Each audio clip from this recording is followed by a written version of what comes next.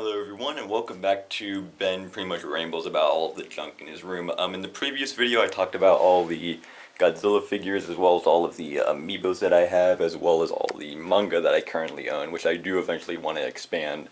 And now I'm pretty much going to be showing you all what I got here in the closet, which is essentially just pretty much I've just called this I've pretty much given this the name of the Gundam shelf because all of the Gundam model kits that I currently own and have yet to do that many reviews on are all over here on this shelf. As you can see from the very top here, I sort of organized this in a way that all of the quote-unquote Gundams that actually qualify as Gundams within the context of the series, they're all over here on the top shelf.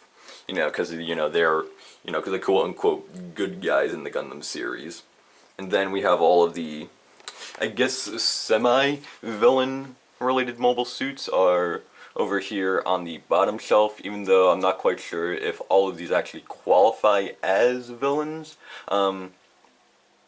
More specifically, these two right here. This guy over here is from Iron-Blooded Orphans, which is a series I saw until the middle of and then sort of dropped. I do eventually want to get back into watching it, though, but I don't recall ever seeing this guy here in the series to the point where I was at, so I'm not quite sure if he's actually a villain or if he's actually a hero-related suit, but, I just decided, if it doesn't look like a traditional looking Gundam, I'm just gonna put him over here on this shelf. And then this guy right here is from the Gundam Build Divers series, and I believe he's the suit that the main rival for the main character uses.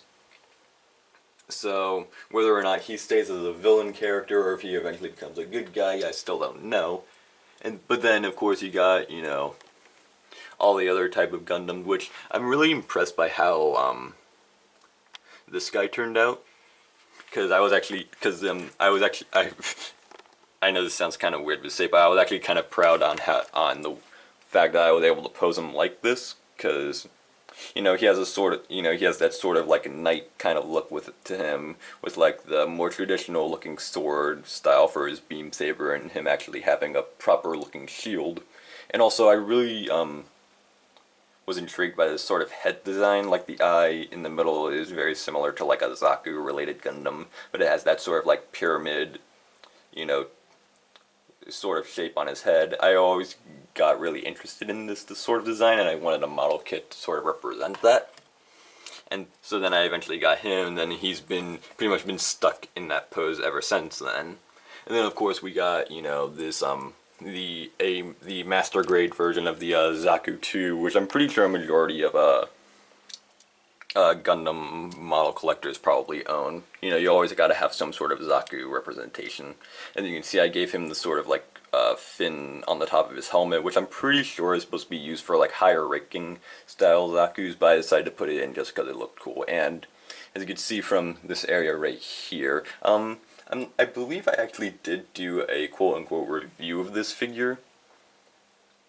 I'm gonna have to check on that, but for those of you who did not watch that video, or if I actually described it, as you can see, I sort of tried to do a semi job at trying to quote-unquote panel line the figure. For those of you who don't know what panel lining is, basically taking like all the little areas right here, like the little detailed related areas on like the shoulders here, all that stuff, and right here and all over the arm here. Basically you just take like a very thin like Sharpie or a marker, then you just color those areas in to give it a more detailed sort of look. And then I don't really own a traditional looking like Sharpie that's recommended for Gundam, so I just took a generic looking Sharpie and did a sort of poor job compared to what most people can actually do. And speaking of which, the wire actually got loose on this guy. But yeah, and I think it's most prominent when you look at his little shield area on his arm. As you can see, I'm pretty sure this is I'm pretty sure this was used with a Sharpie. it with a very thin Sharpie though, so as you can see it looks very, you know, not as good as you may think. And also right here, this is pretty much representing how I feel about decals for figures. You know, the sort of things that you have to like peel off and then get wet and then stick it onto the thing, onto the figure without it getting ruined, which is pretty more or less impossible to do. I'll just fix this guy's leg after I'm done with the video. But yeah, just make all of them just like normal stickers, like you do. Like you don't have to make like his little like pink center eye. You don't have to make it that a decal. That's just a normal looking sticker. So why bother with all the other sort of decals that it has? And the last one I want to talk about more specifically on this area of the shelf is this guy right here. I don't recall his name, but I do have the front of his box right over here. As you no doubt see, the color scheme he has here is not at all accurate to what's on the figure itself. And even then, the front of the box here does not really represent his color scheme very well. His color scheme was brown and a sort of peach sort of color for like the shoulder areas. But as you could see from right here, I attempted to do a bit of painting myself, and it looks decent enough. But as you can no doubt tell, I wasn't able to, the paints that I decided to go and buy, which were from the same store that I actually got the Gundams at, you know, they don't hold a whole lot of spray to begin with, so the next time I go there, I'm probably going to have to buy another thing just for the lower areas on the legs there, which, by the way, if you actually live in Florida and you're looking for an area to buy Gundam kits, this is not sponsored by any means, I just really like this area. There's an area called the Gundam Store from Japan, I believe that's the name of it, at the flea market over in Oldsmar, I believe that's the area where it's called. The person who runs that place, he has a he gave the store an actual Facebook page. You know, he updates people in the store, and it's just a really cool, nice place to get like model kits from. You know, you wouldn't expect, you know, these type of figures to come from a place like a flea market, but especially considering the fact that flea markets are sort of in a sort of dying phase in their lives because people are doing all their shopping online. But nonetheless, it is a very cool place, and if you live around the Oldsmar area or just anywhere near Oldsmar, and you're looking to collect Gundams, then I would highly recommend you go there. Again, this is not sponsored by them by any means. I just think they're really cool. But let's see.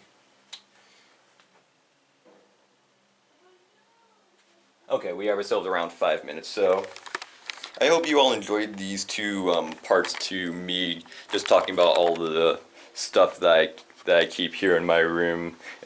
And you know, this place is you know, it has a lot of stuff that I've kept over the years, which, you know, I've been able to make all these type of videos on. And there are definitely a lot of things that I want to eventually like do in this room for the, you know, this area has changed a lot to me since for like the past year. And speaking of the past year, as you can no doubt see, it is close to the middle of December, and Christmas and the New Year is right around the corner.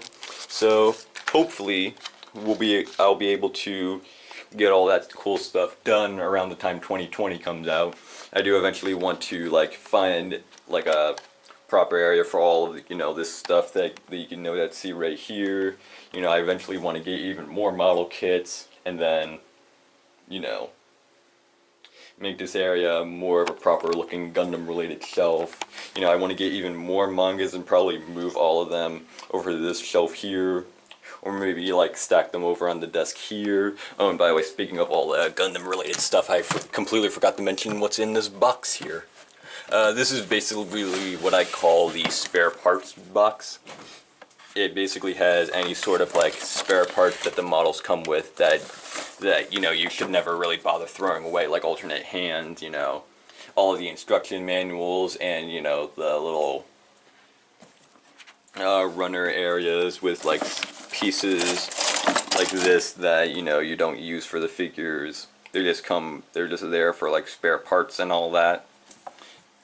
But yeah, I basically keep all stuff related to that all in there. And it would be kind of cool to eventually take all the spare parts from that and build like a complete like original like Gundam figure out of all that stuff. But anyway, yeah, like I said, I do eventually want to, renovate this like whole area in my room and make it like look even like nice, even cooler, and not as overly like, crowded as I'd see from all the stuff that's just packed all around the area. So, yeah, hopefully, I hope you all enjoyed this little video of me rambling about all the stuff that I have here. And who knows, maybe if you guys enjoy me making this video, I'll give you guys sort of an update video when I eventually get when I actually get all the stuff that I've been looking for, whether it be, even more manga volumes, more Gundam kits and all that. I'll probably like take pictures of those and post them on Facebook. I do want to like, for the new year, like be more active on stuff like Facebook, and I do want to go back to making these videos more and more often. And like I said, how I was going to do this year, be a bit more experimental in the new year. So, yeah. Here's to 2019, and let's all hope that 2020 is going to be just as great as a year. So again, I hope you all enjoyed, and until next time, I'm Ben Contreras, and bye.